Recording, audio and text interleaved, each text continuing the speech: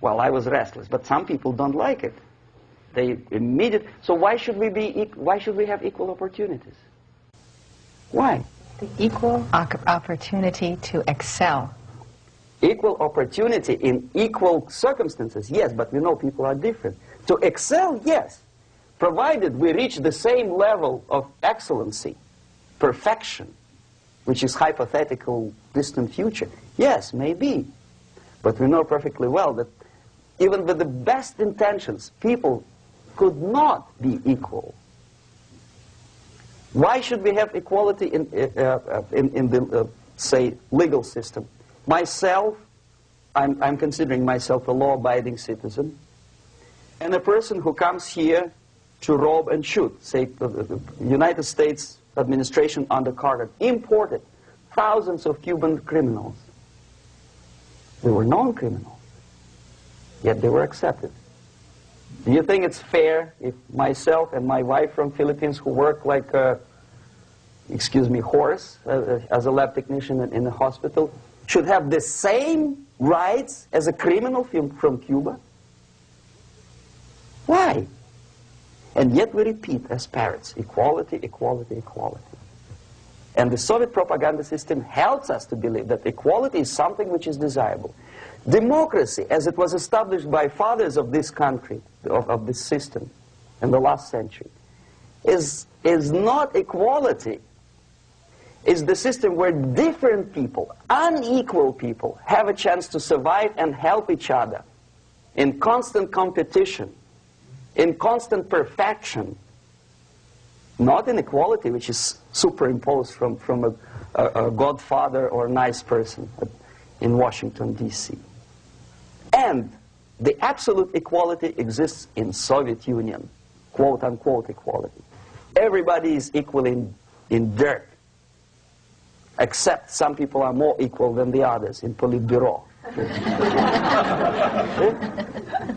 So, the moment you bring a country to the point of almost total demoralization, when nothing works anymore, when you are not sure whether it is right or wrong, good and bad, but there's no division between evil and good, when even the leaders of church sometimes say, well, violence for the sake of justice, especially social justice, is justified in countries like Nicaragua, El Salvador, well, maybe Rhodesia, and we listen to them and say, yeah, probably it's true. Is it true? No, it is not true. Violence is not justified, especially for the sake of quote-unquote social justice introduced by Marxist-Leninists, that is my former colleagues from Novosti Press Agency. Okay, so we reached that point.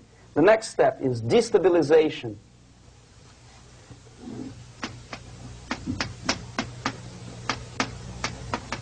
Again, this word says for itself what it is. To destabilize all the relations, all the accepted institutions and organizations in a country of your enemy. How you do it? You don't have to send a battalion of KGB agents to blow up bridges. No. You let them do it themselves. The area of application is, again, it's narrower now.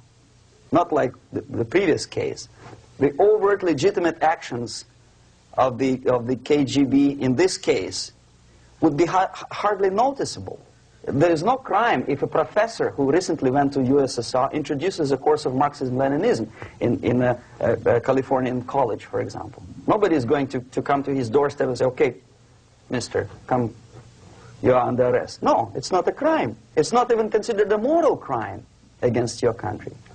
So the area of application here is narrowing down to economy, again, labor relations, right? To law and order, plus military.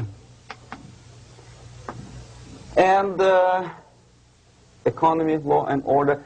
Yes, and again, the media, but wider scope, a little bit different. I'll explain it later. Okay, basically 3 areas. Economy. The radicalization of bargaining process. If on that stage we still could achieve, theoretically, some positive compromise between the negotiating sides with say, the arbitrary introduction of arbitrary judges, a third side, objectively judging the demands of both sides. Here it's radicalization. On the stage of destabilization, we cannot come to compromise even within a family. The husband and wife couldn't figure out which is better. Husband wants his kids to eat at the table, and wife wants a child to roam around the room and drop food all over the floor. They cannot come to compromise unless they start a fight. It's impossible to reach a compromise, constructive compromise, between neighbors. Some people say, I don't like you to watering your lawn at that time because exactly at that time I'm walking my dog and he's getting nervous. He cannot pass his bowels, you know. So they cannot compromise. They go to a civil court or something like that. Radicalization of human relations. No more compromise. Fight, fight, fight. The normal, traditionally accepted relations are destabilized. The relations between teachers and students in schools and colleges. Fight. The relations in economical sphere between laborers and employers are further radicalized. No more acceptance of the legitimacy of demands of workers. Unlike Japanese, with the theory Z, if you ever heard about it, where the workers are involved in the decision-making process, therefore they don't have moral incentive to fight their bosses. In the United States, it's just the opposite. The harder is the fight, the better. The more heroic they look. When the Greyhound network was on strike recently, the correspondents of local TV networks all over the United States were approaching the strikers, and they say, oh yes, we are doing something nice. They looked like heroes and they were proud. There was some family, the husband was bus driver. Now they decided in a protest against the bosses to camp somewhere in the forest. And they were presented to the audience as a heroic, nice people. You see? The violent clashes between passengers, picketers, and the strikers are presented as something normal. 10, 15, 20 years ago, we would be angry, say, why so much hatred? Today we are not. We say, well, commonplace. Radicalization, militarization sometimes. As I explained on that stage, I took a step a little bit further. Shooting people. Okay, law and order now also is pushed into the area where previously people settled their differences peacefully and legitimately. Now we are getting with this court cases in the smallest irrelevant cases. We cannot solve our problems anymore. The society at large becomes more and more antagonistic between individuals, between groups of individuals, and the society at large. The media puts himself in the opposition to the society in general, at large. Separate, alienated. Okay? On that stage, you remember I was talking a couple of hours ago about the sleepers.